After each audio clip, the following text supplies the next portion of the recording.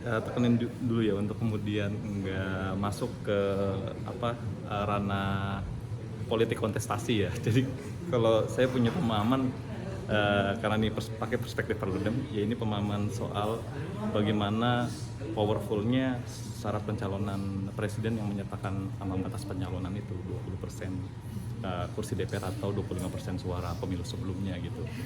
Nah sayangnya memang di momen ini untuk merevisi itu ya, kalau misalnya Presiden Joko Widodo mau mencontoh penutupan karir presidennya Susilo Bambang Yudhoyono di akhir 2019 gitu ya, dengan mengeluarkan perpu yang luar biasa saat itu masyarakat sipil meminta perpu pilkada langsung gitu ya. Ini bisa jadi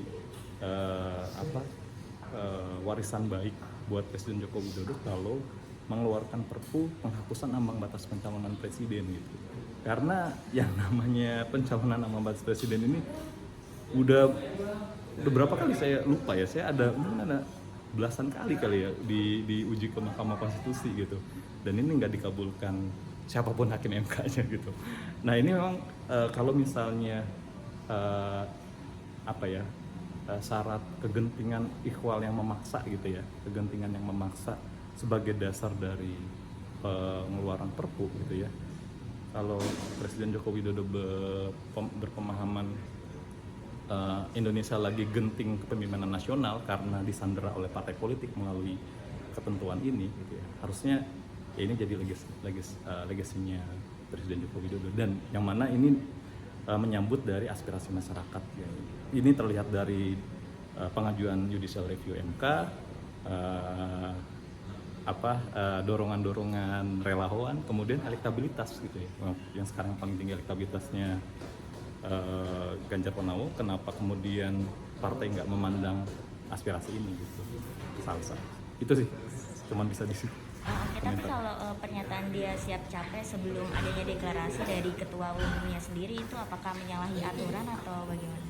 Di undang-undang dia sebagai kepala daerah, di undang-undang di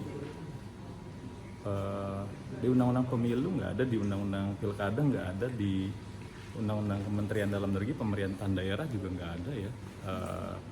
Nggak ada pernyataan yang melanggar hukum sih. Di undang-undang partai politik juga nggak ada undang-undang ketentuan itu ya untuk kemudian menilai sebagai pelanggaran hukum itu. Itu lebih ke bagaimana dia sebagai anggota partai politik dan bagaimana partai politik itu melihat pernyataan itu sebagai institusi partai politik yang sekarang punya kewenangan dalam pencalonan presiden gitu. Nah, berarti kalau misalkan secara etika politiknya itu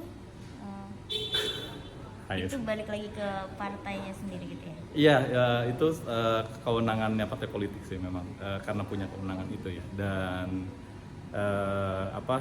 sayangnya memang konstitusi kita juga belum punya saluran untuk pencalonan di jalur perseorangan.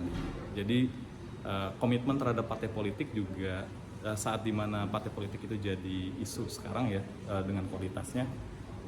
Saya malah punya harapan gitu ya. Tadi ya, Party ID Indonesia yang sekarang ini di angka 7 itu di 2024 tuh makin banyak di mana figur kayak orang partai kayak Ganjar Pranowo atau kepala daerah yang juga anggota partai itu ya, yang berkualitas, itu bikin kita punya perhatian sama partai politik dan mau gabung ke partai politik gitu ya. Tapi ya itu ada dua keadaan yang ditopang sama undang-undang, padahal keadaan ini nggak kita harapkan gitu.